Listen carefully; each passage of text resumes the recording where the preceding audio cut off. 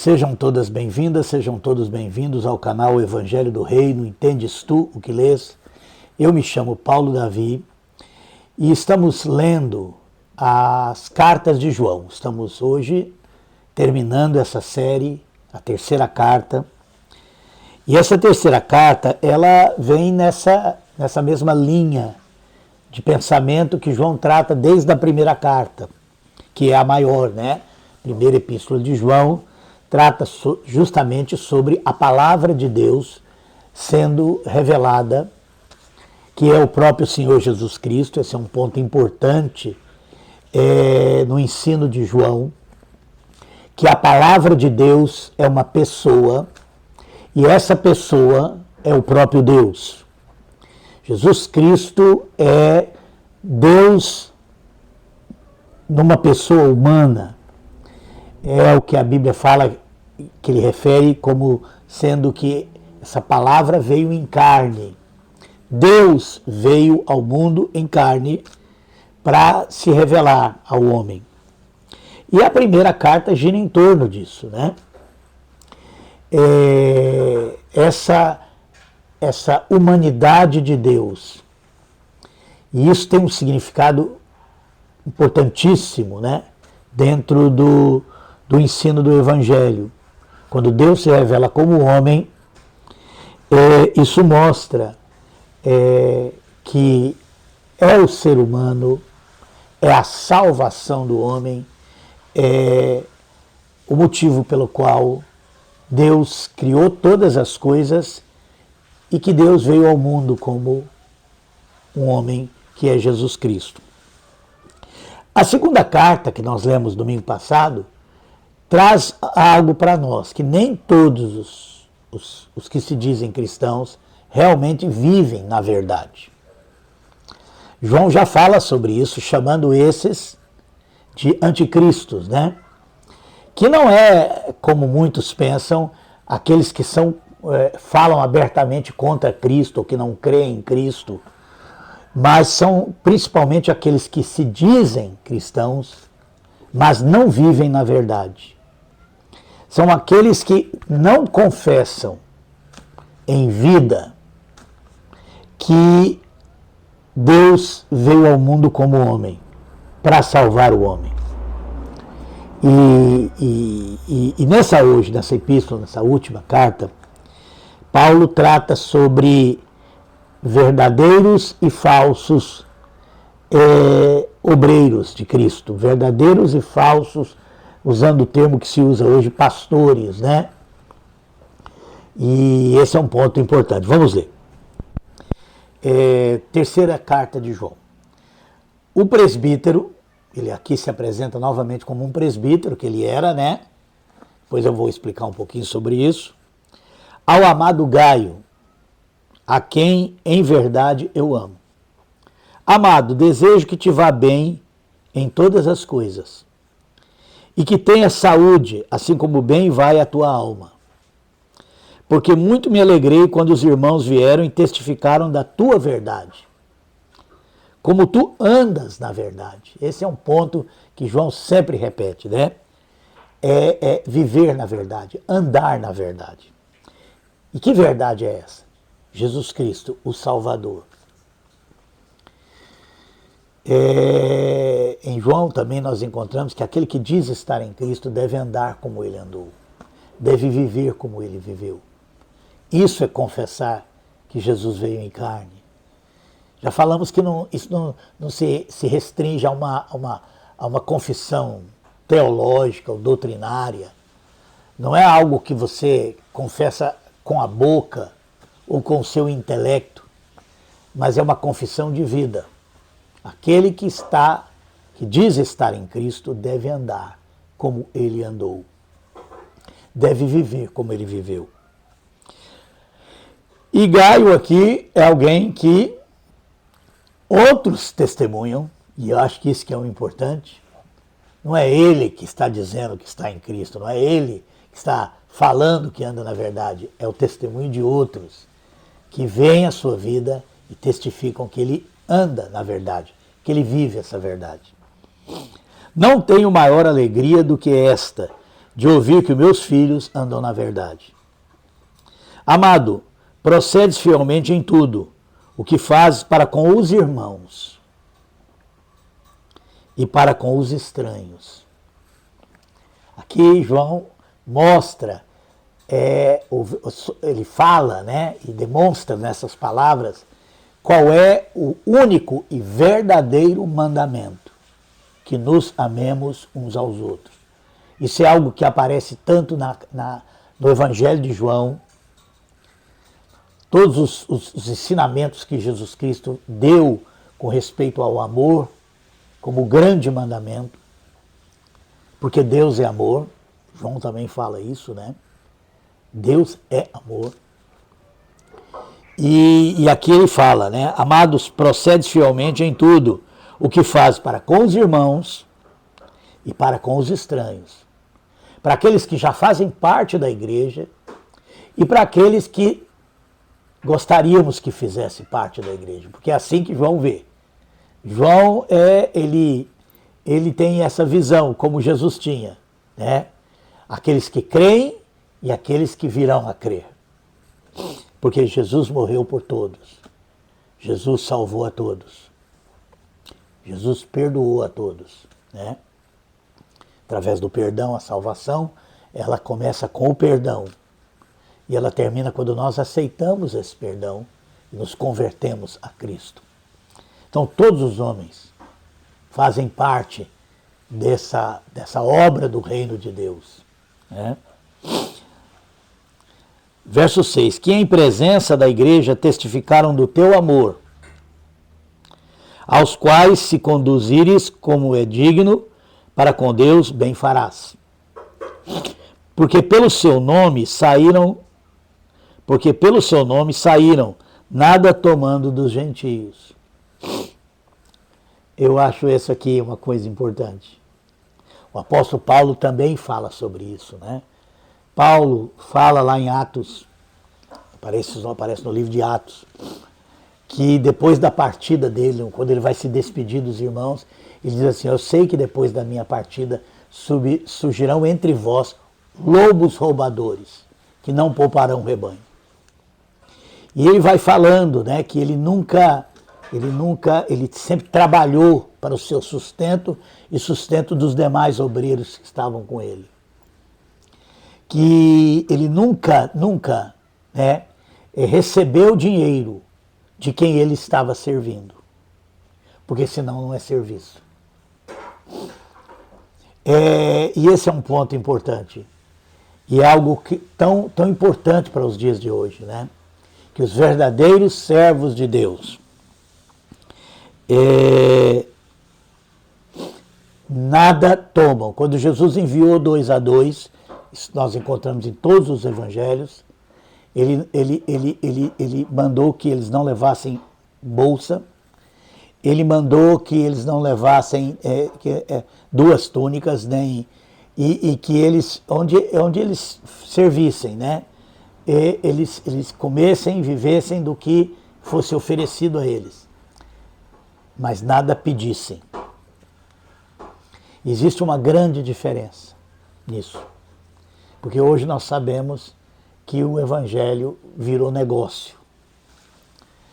Quando Jesus entrou no templo de Jerusalém, ele encontrou pessoas comercializando no templo, com coisas necessárias para o templo. Mas a coisa havia perdido o sentido. As pessoas estavam ganhando dinheiro, vendendo aqueles animais para fazer sacrifício, trocando dinheiro dos que iam de fora, atividade bancária. E Jesus viu aquilo, e o que Jesus fez? Ele expulsou todos ali do átrio do templo, que haviam transformado aquele lugar em negócio. E essa é uma realidade hoje, né? O que eles chamam de culto a Deus, essas reuniões que eles fazem todo domingo, ou às vezes, várias vezes por semana, sempre tem, no final das contas, um objetivo financeiro, né? E é isso que João está falando aqui. Porque pelo seu nome saíram, nada tomando dos gentios. Portanto, os tais devemos receber para que sejamos cooperadores da verdade. Ou seja, que nós devemos cuidar uns dos outros. E nunca, né, transformar o evangelho em negócio. Tenho escrito à igreja, mas, olha, agora vem o ponto que eu quero mencionar aqui. Tenho escrito à igreja, verso 9, mas Diótrefes, que procura ter entre eles o primado, não nos recebe. Por isso, se eu for, trarei à memória as obras que ele faz, proferindo contra nós palavras maliciosas. E não contente com isso, não recebe os irmãos, impede os que querem recebê-los e os lança fora da igreja. Amados, não sigais o mal, mas o bem. Quem faz o bem é de Deus, mas quem faz o mal não tem visto a Deus. Aqui, João está tratando de, sem sombra de dúvida, a raiz de toda a divisão que existe no corpo de Cristo. De toda essa divisão que nós vemos nessas várias instituições criadas por homens, que se apresentam como igreja, sendo que a igreja é as pessoas que foram salvas por Jesus e que estão pregando o evangelho para salvar outras. Isso é a igreja de Jesus Cristo. Se você lê as Escrituras, sempre, nas cartas de Paulo, principalmente, ele endereça a igreja que está na cidade tal, a igreja que está nessa ou naquela cidade. Porque na visão dos apóstolos, na visão de Jesus Cristo, primeiramente, igrejas são pessoas, pessoas que foram salvas, pessoas que têm em Jesus o único e verdadeiro pastor. E dentro da igreja existem aqueles que cooperam com a obra de Deus, aqueles que servem a igreja, servem de graça. Esse é outro foco do evangelho importante. São realmente servos, não são empresários da fé, não são gente que estão ficando rica com o evangelho, não são donos do rebanho. Porque as denominações são isso, são cercados, feitos por homens que cercam aquele grupo de cristãos e se assenhoram dele. E impede a vida da verdadeira igreja, ou seja, a comunhão de todos os irmãos de uma localidade. Esse é um ponto importante. O sistema denominacional, ele é um erro, um engano, uma heresia. Principalmente porque eles transformaram, eles criaram meios de prender as pessoas, como os sacramentos, né? Se você não receber o nosso batismo, se você não participar da nossa comunhão, você não faz parte dessa igreja. Isso não existe no reino de Deus. Isso não existe na igreja de Deus. Porque a igreja de Deus são salvos. E o reino de Deus é a obra de salvação. E esse ponto precisa ser dito. E aqui, João toca em algo que Jesus tocou nos evangelhos e que aparece até no livro de Apocalipse. E eu queria ler sobre isso agora, lá em Mateus, capítulo 20. E é uma situação que se deu quando a mãe dos filhos de Zebedeu, que é justamente João e Tiago, procurou Jesus pedindo que eles pudessem, no reino de Deus, do porvir, um sentar à direita e outro à esquerda dele. E ele diz para ela: você não está sabendo o que você está pedindo. E aí ele fala: será que eles podem tomar o cálice que eu vou tomar e receber o batismo que eu vou receber? E ele está se referindo ao sofrimento, à cruz. Né? Então ele chama os discípulos, presta bem atenção, aqui no verso 25, presta bem atenção o que ele vai dizer aqui, verso 25, Mateus 20, 25. Então Jesus, chamando-os para junto de si, disse: bem sabeis que pelos príncipes dos gentios são estes dominados, e que os grandes exercem autoridade sobre eles.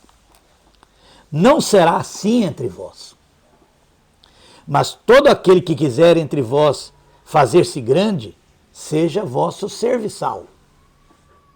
E qualquer que entre vós quiser ser o primeiro, seja vosso servo. Bem como o Filho do Homem não veio para ser servido, mas para servir e para dar a sua vida em resgate de muito. Aqui Jesus está estabelecendo um princípio daqueles que querem trabalhar no reino de Deus, daqueles que querem cooperar com a obra do reino de Deus, daqueles que querem servir na igreja. E aqueles que querem servir na igreja, né, eles devem entender que ser servo não é ser governante. Então esse conceito, esse ensino que é dado de autoridade espiritual, né,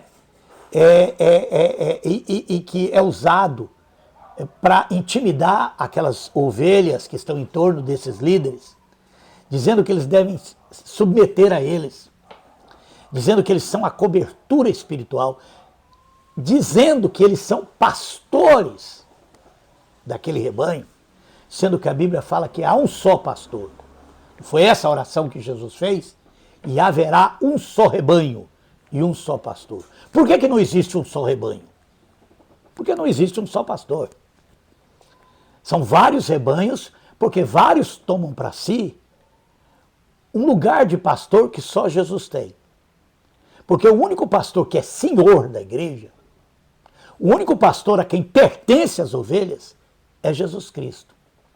Todos aqueles outros que se chamam pastor, eles deveriam ser apenas servos do rebanho e não exercer domínio sobre as ovelhas e não prender as ovelhas em torno delas. E é isso que Jesus está dizendo aqui. Então, quando a mãe dos filhos de Zebedeu pensaram em um sentar à direita e um à esquerda, ela estava pensando em posição, em lugar de proeminência. Grava bem essa palavra, lugar de proeminência. Lembra quando Jesus disse que os fariseus gostavam dos primeiros bancos nas sinagogas? Repare as denominações religiosas. Vá aos templos religiosos e você vai ver, quase sem exceção, que aqueles que se dizem pastores sempre estão numa plataforma acima das ovelhas. Né? Esses são os primeiros assentos que Jesus tanto condenou que os fariseus gostavam. Então esse desejo de estar na plataforma, esse desejo de ser o líder, esse desejo de governar, e que não termina só em desejo e não termina só em desejo de governar as ovelhas, de dominar as ovelhas. Mas isso extrapola para o desejo de disputar entre os próprios líderes quem é o maior. É assim que surgiu essa hierarquização que nós encontramos na igreja romana, né? Começa lá com o frei, depois vem os padres e bispos e arcebispos e cardeais, até chegar no Papa, e que também nós encontramos nas denominações protestantes, né? Que não pararam só em pastor, reverendo, né? Não é só títulos que expressam o domínio desses homens sobre as suas ovelhas, mas também a disputa entre eles mesmos numa posição na igreja. Esse assunto é tratado também no livro de Apocalipse, tanto na carta à igreja de Éfeso, que representa a primeira igreja, a igreja apostólica, como na terceira carta, que é a igreja de Pérgamo. Você vai encontrar lá, já na igreja de Éfeso, uma declaração lá em Apocalipse 2,6, Jesus elogia aquela igreja que já tinha perdido o primeiro amor, né? Que é essa centralidade na mensagem de Jesus Cristo. E ele fala aqui: tens, porém, isto, que odeias as obras dos nicolaítas, os quais eu também odeio. Então ele ele se refere a obras dos nicolaítas. E na terceira igreja, que é a igreja de Pérgamo, no verso 15 ele diz assim: assim tens também os que seguem a doutrina dos nicolaítas, as quais eu odeio. E há muito comentário, você lê, pode ler, entrar na internet, você vai ver muitos comentaristas referindo-se a esse nicolaísmo a um diácono chamado Nicolau, que é até citado no Novo Testamento, que começou a tomar para si o título de apóstolo. Ele começou também a querer fazer seguidores dentro da igreja. E depois eles desencamparam para uma série de desvios. Mas o cerne é isso aí. E eu li um comentário certa vez que me impressionou muito. Que a própria palavra Nike, palavra grega, ela está ligada a essa questão de primazia. Então ali no livro de Apocalipse, não se referem apenas aos seguidores de Nicolau. Não é especificamente aquele grupo. Mas o nicolaísmo tomou o nome de justamente esses que querem dentro da igreja ter domínio. Esses que querem ser os primeiros. E é sobre isso que João está tratando aqui. Falando desse Demétrio, né? Diótrefes, que era um cara, olha o que ele diz aqui, que procura ter entre eles o primado, a primazia. Não nos recebe. Por isso, se eu for, trarei à memória as obras que ele faz, proferido contra nós palavras maliciosas. Não é isso que os líderes das igrejas falam, das outras igrejas? Palavras maliciosas. Eles dizem, eles são irmãos, mas porém, né? Eles têm esse ensino errado, eles não interpretam da forma correta como nós interpretamos, né? Porque até na interpretação das escrituras, eles querem impor que a interpretação delas deve ser a única correta. Não é isso que são as doutrinas das denominações? Eles não se impõem como verdades. E com isso eles dizem que a verdade da outra não é. O jeito que eles batizam não é bem certo. O jeito que eles fazem isso, do jeito que eles fazem aquilo, não é o correto, porque o correto é a nossa interpretação. Às vezes você entra aí na internet e vê essa disputa entre calvinistas e arminianos, cada grupo querendo ser o dono da verdade. Eles não falam simplesmente, olha, nós entendemos assim, quando nós lemos, nós entendemos assim, mas não significa que nós temos a verdade. Não é isso. Eles dizem que tem a verdade mais verdadeira do que os outros. Essas palavras maliciosas que aqui o Diótrefes proferia, justamente contra até os apóstolos, até João, né, que havia plantado essa igreja aqui, a qual ele está se referindo, por isso que ele chama de filhinhos, né? Essa igreja havia surgido da pregação de João. João nunca quis ser senhor dessa igreja, porque os apóstolos nunca dominaram igrejas nenhuma, né? Eles continuaram servindo até o fim. Mas foi dentro das igrejas que começou a surgir esse espírito que a Bíblia lá em Apocalipse chama de obra dos nicolaítas e depois doutrina dos nicolaítas. Porque hoje é uma doutrina da igreja, a hierarquia de governo. Infelizmente, aqueles que são convertidos por Cristo, mas entram para essas igrejas, eles já sabem que eles têm que obedecer, se submeter, tanto aos líderes, né, quanto à doutrina que aquela igreja impõe às suas ovelhas. Ou seja, livre interpretação da Bíblia é uma falácia, né? Não há livre interpretação. A única coisa que pode haver é uma livre obediência. E aqueles que não se ajustam são colocados fora. Esse é o sistema denominacional. E muitas denominações surgem, todas surgiram, né? Porque um homem não quis se submeter àqueles que já haviam se assenhoreado do rebanho e quis ter a sua. E aí a doutrina é a desculpa. Ninguém separa por doutrina. As pessoas se separam por desejo de poder, de domínio, de querer ser. Então, e aí fundam outra do mesmo tipo, né? Não tem como fundar a igreja. A igreja já foi fundada por Cristo.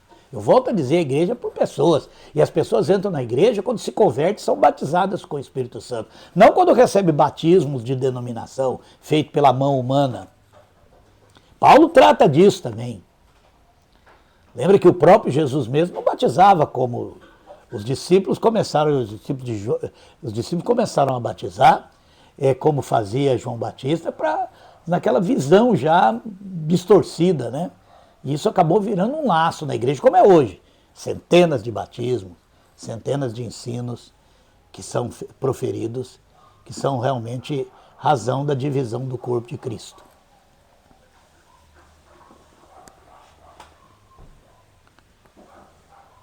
Então vamos terminar esse assunto. Vamos ler aqui, né?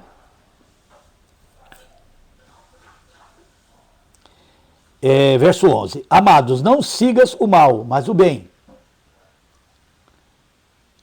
Quem faz o bem é de Deus, mas quem faz o mal não tem visto a Deus. Todos dão testemunho de Demétrio, olha aí. Não era só o Diótrefes que queria ter primazia, que queria ter domínio, mas nós temos aqui um Demétrio. Até a mesma verdade, e também nós testemunhamos, e vós bem sabeis que o nosso testemunho é verdadeiro. Tinha muito que escrever, mas não quero escrever-te com tinta e pena. Espero, porém, ver-te brevemente e falaremos face a face. Paz seja contigo. Os amigos te saúdam. Saúda os amigos pelo seu nome. Assim João termina essa carta, eu acho tão interessante quando ele fala de amigo. E eu acho isso um ponto importante. Porque às vezes você pode pensar, ser irmão é algo que nós não escolhemos. Mas ser amigo é algo que nós escolhemos. E é muito importante quando nós somos amigos dos nossos irmãos. Quando nós queremos servi-los e não nos assenhorear sobre eles. E eu acho bom aqui João ter falado desse Demétrio.